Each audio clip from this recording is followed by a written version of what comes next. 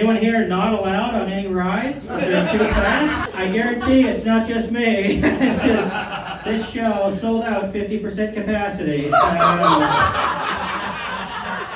Yeah, Playland, this year I waited an hour in line to go on a ride called The Beast.